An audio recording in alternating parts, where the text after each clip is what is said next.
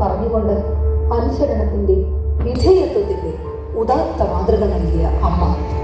അന്നു മുതൽ ഈശോയുടെ കുരിശു മരണം വരെ അമ്മ കടന്നുപോയ വഴികൾ, അതിജീവനത്തിന്റെ പാതകൾ, കരുണയുടെ, സ്നേഹത്തിന്റെ, കരുതലിന്റെ, ക്ഷമയുടെ മാതൃക ഈ ഭൂമിയിൽ നമുക്ക് മറ്റാരിൽ കാണാനാകും?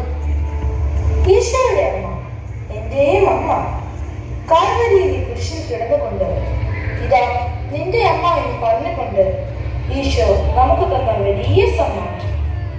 കൂട്ടുകാരെ, ഈശോയുടെ പരസ്യ ജീവിതത്തിന്റെ ആരംഭത്തിൽ കാനായിലെ കല്യാണ വിരുന്നിൽ വെച്ച് അമ്മ അമ്മയുടെ മകനോട് ആദ്യമായി ഒരു കുടുംബത്തിനു വേണ്ടി സഹായം അപേക്ഷിച്ചു.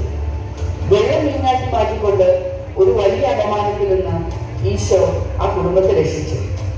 2002 ജപമാല ഭക്തി 600 വർഷം പിന്നിട്ടപ്പോൾ വിശുദ്ധ ജോൺ പോൾ രണ്ടാമൻ മാർപ്പാപ്പ അതേ വർഷം ഒക്ടോബർ 14 പ്രകാശത്തിന്റെ രഹസ്യങ്ങൾ ഉൾപ്പെടുത്തി.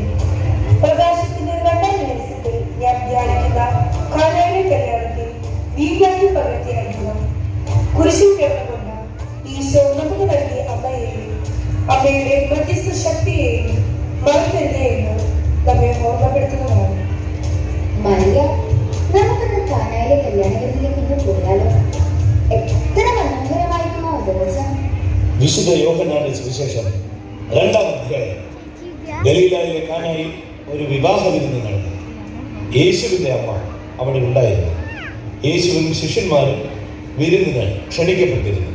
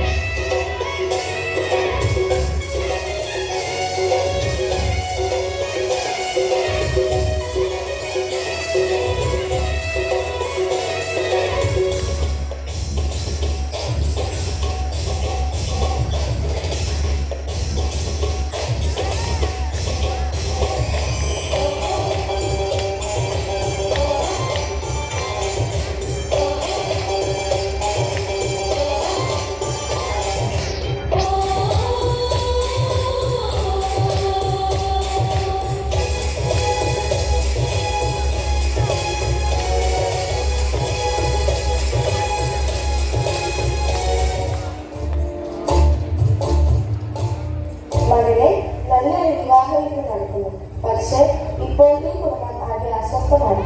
ഇവിടെ വീണ് തീർന്നു പോയിരിക്കുന്നത്. അതിന് ഇവർക്ക് തൃപ്തരാകാൻ ഇവർക്ക് സാധിച്ചില്ല. സ്ത്രീയെ, എനിക്ക് നിലനിൽക്കുന്നുണ്ട്. എന്റെ സമയം ഇനിയുമായി. എന്താ മകൻ, നിങ്ങളോട് പറയുന്നത് പോലെ ചെയ്യും. ആ കൽപ്പരട്ടികൾ എന്തിനുള്ളവയാണ്? അത് യഹൂദരുടെ ശുദ്ധീകരണത്തിലുള്ള നിലനിൽക്കുന്ന കൽപ്പനകളാണ്. ആ ഭരണികളിൽ വക്കാളം വെള്ളം നിറയ്ക്കുകയും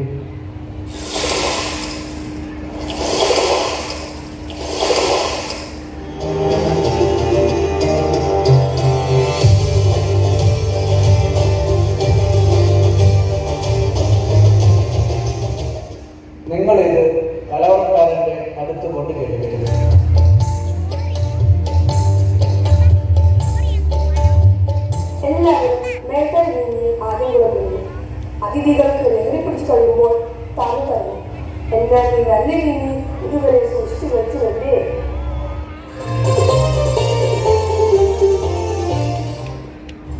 യേശു തന്റെ മഹത്വം വെളിപ്പെടുത്തുന്നതിന് വേണ്ടി പ്രവർത്തിച്ച അടയാളങ്ങളുടെ ആരംഭമാണ് ഗലീലായിലെ കാനായിൽ ചെയ്ത ഈ അത്ഭുതം.